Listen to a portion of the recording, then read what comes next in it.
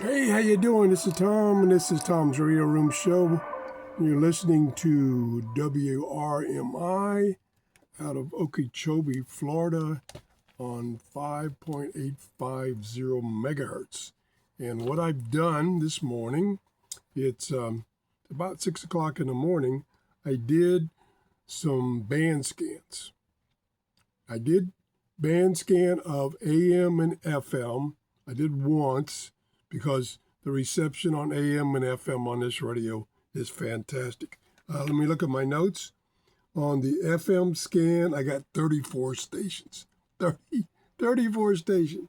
On the AM scan, I got 23 stations. Okay, so that's that. Now let's go to the shortwave. I did multiple tests on the shortwave band using ATS. I set the levels for the signal noise ratio and the other one at factory settings, back the way it came from the factory, because they are adjustable now. Alrighty. So I did a scan and I got I'm looking at my notes here. My notes are kind of cryptic. I had the radio sitting down a little lower on the metal pullout of my metal desk, and it got 16. Excuse me, it's not 16. This is shortwave. It got 6 stations, and let's see, 2245, which was really noisy. Couldn't hear any voice at all. 5850, which is fair, that's out of Okeechobee. 5920 is weak. 5935 weak. 6185 weak. And excuse me, 13825, which I believe was some data. Okay. Then I moved the radio from that pull-out shelf to the desk where it is now, and it's on an angle, and it's using its built-in telescopic antenna. I got four stations, 5.25 fair, 5.85 good, again out of Okeechobee, 5935 weak, 6185. I'll try to show you these results. Okay, there's the first one on the desk. On the metal pullout, and this one is on the desk. Then I did some more. Okay, it was 6:45. I attached a wire antenna, my little reel, wind-up reel antenna, which stretches out to about 10 feet, and I've got it near the ceiling of my office. And my office is on the second floor, but my office has a lot of electronics running, computers, routers, and everything. So that's the situation. I got 6 stations on the scan. I'm just going to point out the good ones. I got 5850 good, again, very good. I got 5935 fair, a lot of noise. That's WWCR out of Nashville, Tennessee. And then I also got 5. Correction, I'm so excited. I get so excited about these radios. 7570 fair, that was another WRMI out of Okeechobee. So that was the 6. The other ones were very poor. Okay, then I took my, here it is right here, my 330, which has to stand up like that. It can't lean back. So that is a difference as far as where the radios was setting. I put it on the desk, right here on the desk, moved this out of the way, turned it off so it wouldn't interfere. I got, I got 4,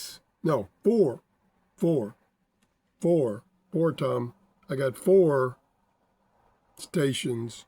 Only one was good, and that was the 5850 out of Okeechobee.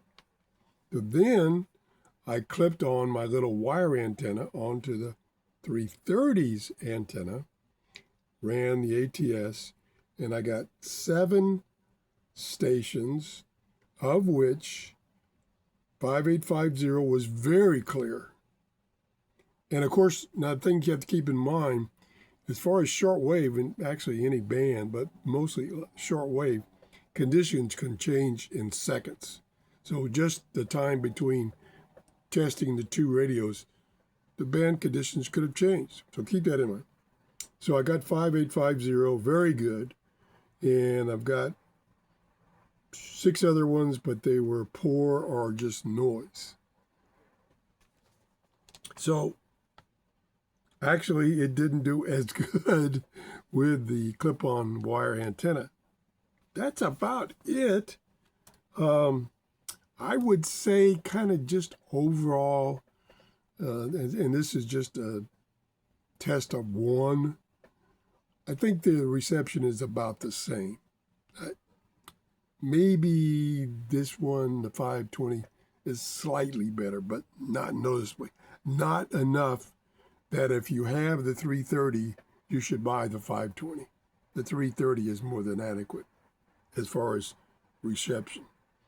And again, on AM and FM, they both work perfect.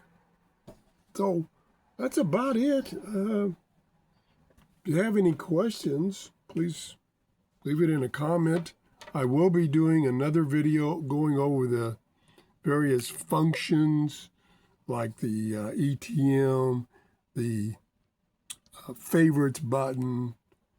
I will do some testing, changing the ATS variables, the RSSI and the signal noise ratio, which I talked about in the previous video. On this radio, not the 330, on this radio, you can change those levels. I did do, let me see if I can find it in my notes. I did do one test with the levels. Where did I do with it? Oh boy, I'm so confused.